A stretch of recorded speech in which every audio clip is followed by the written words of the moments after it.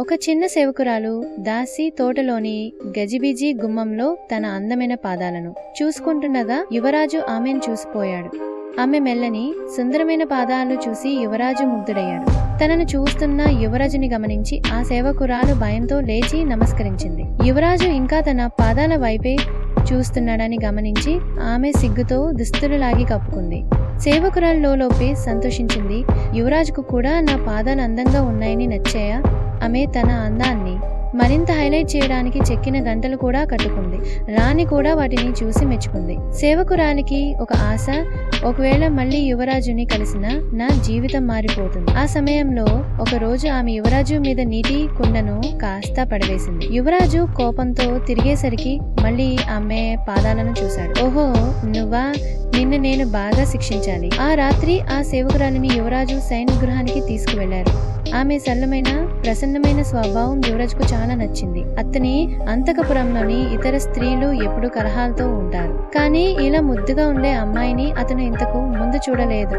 ఆ రాత్రి గడిచింది. మరుసటి రోజు యువరాజు ఆ సేవకురాలిని తన రాణివాసం సభ్యురాలు ఉపపత్నిగా చేసుకున్నాడు. రుక్మిణి ఇంతకు ముందు ప్రధాన ఉపపత్ని ఈ వార్త విని మనసు కుంగింది. ఇంకొకరు నా అధికారాన్ని పంచుకుంటారు. కానీ రాణి సీతాదేవి నిజంగా తన చెలికత్తె కోసం సంతోషించింది. ఆమెను కౌగిలించుకుని ఇక మీదట మరింత జాగ్రత్తగా ఉండు అని హెచ్చరించింది. అలా 5 సంవత్సరాలు గడిచాయి. యువరాజు ఇప్పుడు చక్రవర్తి అయ్యాడు. ఆ సేవకురాలు ఇప్పుడు రాజమాత అనసూయకి తన కుమారుడు రాజు ఉన్నాడు. కానీ ముందు ఉన్నాయి గొప్ప. యువరాజు విజయ్ వెనుక తెలివైన రాజకుమారుడు అర్జున్. కేవలం ఆమె కుమారుడు మాత్రం సాధారణమైన వాడే. అనసూయ మునుపటి ఫెంగ్ యూవన్ చక్రవర్తికి ప్రియతమోరాలు కాదు. కానీ ఆమెకు ఎటువంటి మహత్వాకాంక్షలు లేవు. నేను రాణి కాను, ఉపరాణి కాను, ఇంకా నేను ఒక సామాన్య ఉపపత్నిని.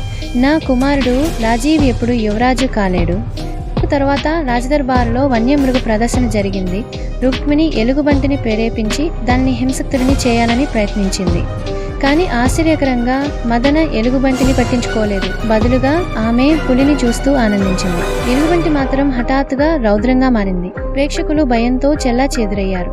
అనసూయ మాత్రం ధైర్యంగా చక్రవర్తిని కాపాడింది. రాజభటులు ఎలుగుబంటిని అదుపు చేసినప్పటికీ చక్రవర్తి హృదయం అనసూయ వైపే మారింది. చక్రవర్తి, ఈ రోజు నాకు తెలిసింది. నా అంతఃపురంలో నువ్వు మాత్రమే నన్ను నిజంగా ప్రేమిస్తున్నావు. అనసూయ ఉన్నత స్థానం.